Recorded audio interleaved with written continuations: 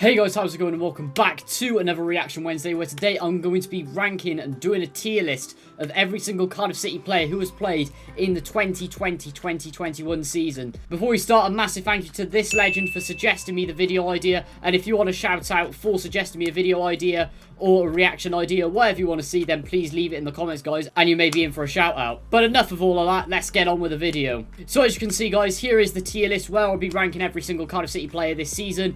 Now, the categories we have today are God, very good, good, average, inconsistent, not enough playing time, / maybe they're a youngster or something and haven't been able to break into the team just yet. Players who have mostly been injured / Sol Bamba himself, very sad about that, of course. And then the players who have had a really bad season. So let's kick it off, guys. First of all, we have Joe Day himself. He's currently on loan to Bristol City, I think. Hasn't played a minute this season, so I'm going to just say not played enough for him. Next up, we have a guy who hasn't played much at all and actually got recalled by Leicester. Phillips Benkovic came on here for a season-long loan, but got recalled around Christmas, and he's been sent to their sister club. In the one game that he played for the club, even though a lot of people wanted him to play for a lot more, he had a very poor 70 minutes against Wycombe Wanderers. I really wasn't impressed with him in that one, so a lot of people are going to have a go at me for this, but I'm going to put him in poor, guys. I'm going to put him in poor. Next up, we have the Twitch streamer himself, Leandro Bacuna. I think he's had some good moments this season. It's quite frustrating just having to see him play at right back all the time towards the start, but we couldn't really help that due to our injury issues. I'd say he's been mostly good, and you know what? I'm going to put him in good. Next up, we have Joel Bagan, who it looks like he's going to play a lot of the rest of the season, even though last weekend he did dislocate his shoulder, so he could be out for a while there. But Joe Bennett looks to be out until October, so he could be in the squad for a while. You know what? I think he's been superb, especially for his age. He shows absolutely amazing composure on the ball. This is controversial, but I'm actually going to put him above Bacuna. Yeah, very good, Joel Bagan. Next up, we got Sol Bamba. Always sad to talk about his cancer diagnosis, guys. And that's the reason I've sort of created his own category in this one, because I didn't want to put him anywhere else or criticise him in any way. So Bamba goes into his own category here. Next up, we got one of my favourite players, Joe Bennett. He's been pretty consistent this season, doing well at that left-back role and actually filling in at centre-back when Morrison and Nelson had periods of their injuries around Christmas when we were really struggling at that centre-back role. He filled in really well. He's been solid this season. And of course, not long ago, he did suffer a bad ACL injury, so he is unfortunately out till October. Get well soon, Joe Bennett.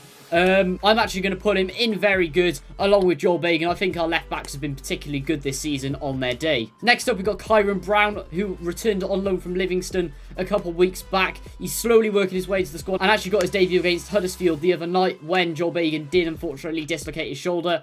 I don't want to judge him just yet, but I'm going to put him in not played enough, unfortunately, guys. Same story with Ruben Colwell as well. He's slowly breaking into the side. He looks like a very good player, but for now, and I really don't want to put him here, but I am anyway, I'm going to put him in not played enough, unfortunately. Next up, we got another youngster, D. Almeida. I think I've said his name right, guys. If I haven't, please crucify me. And by the way, if anyone's asking why have I put so many youngsters in here, I have included every single player who's made it onto the bench this season. Yeah, I'm going to put him in not played enough youngster as well. I don't want to criticise him at all because he is still young. Next up, we got a really class young player who's going to do something in the future, Isaac Davis. Tempted to put him in good, but he's still a youngster and I haven't seen him play enough, unfortunately. Looking really sharp for the under-23s, though. So, same story here, not played enough. And I'm also going to do the same with Kyron Evans as well, guys. Next up, we actually have a first-team player in Aiden Flynn. You know what? Roll the meme. Aiden Flint, Flint, Flint, went from Bristol to Borough. Aiden Flint, Flint, Flint, now a Cardiff, he's a blue. Our number 5, our centre back. He can defend, he can attack. Cross it in, he's in the mix. It's the Wizards, he's a blue. There we are indeed. He did spend the first half of his season on loan at Sheffield Wednesday. Didn't go well. But in the last few weeks, he's slowly but surely picking up form and actually is being a solid rock at centre-back. It has taken him time to get used to that role, though. I do think he's been a little bit inconsistent at times, but he's starting to nail down the consistency here. So I can't put him in inconsistent. And I'm going to put Aiden Flynn in average, I think. Next up, we have Gavlar White. Now, of course, he's on loan at Hull City. He hasn't really played much this season, so not played enough, quite frankly. And Robert Glatzel as well. He's currently on loan at Mainz in the Bundesliga. I believe they are second bottom at the moment, but slowly starting to regain form and actually could stay up this season.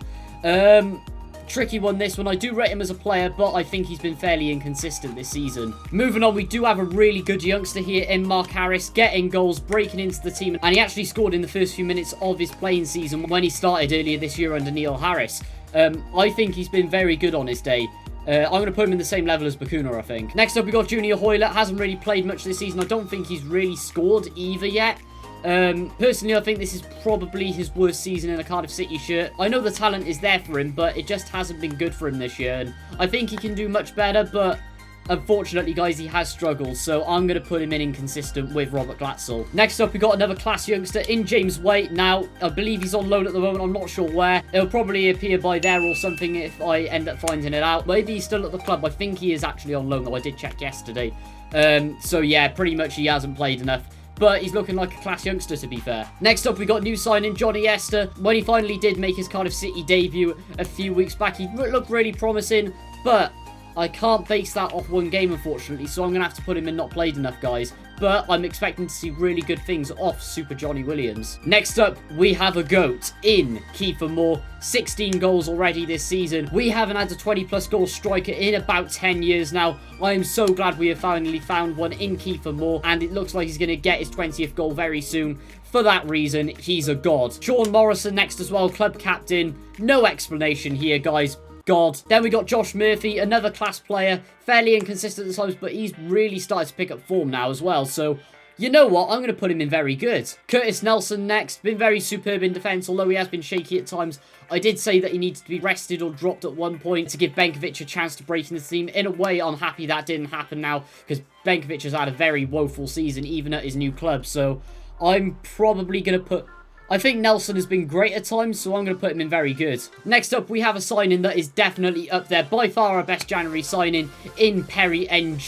He has been superb since he's come into the side. It's a shame he did pick up a knock and he couldn't play against Huddersfield. We have to play Tom Sang there. To be honest, because it has been so long since we've had a right back, and he has been absolutely phenomenal when he's played, I am going to put him in God. Next up, we got another great youngster in Ntanza Mayembe. I don't think he's played enough. I think he is a class under-18s player, though. And yeah, he has deserved to be on the bench a few times and also getting into FA Cup sides recently and stuff. But the only problem is he hasn't played enough, so I've got to put him in not played enough, unfortunately, guys. But I'm sure that will change in the future. Next up, we've got Shay Ojo, who is on loan from Liverpool at the moment. He's had a quality season. I really hope we do sign him in the summer because I believe he is going to leave Liverpool at the end of the season. I mean, if we can get him for 1.7 million or however much they are suggesting, then I will happily take that, guys.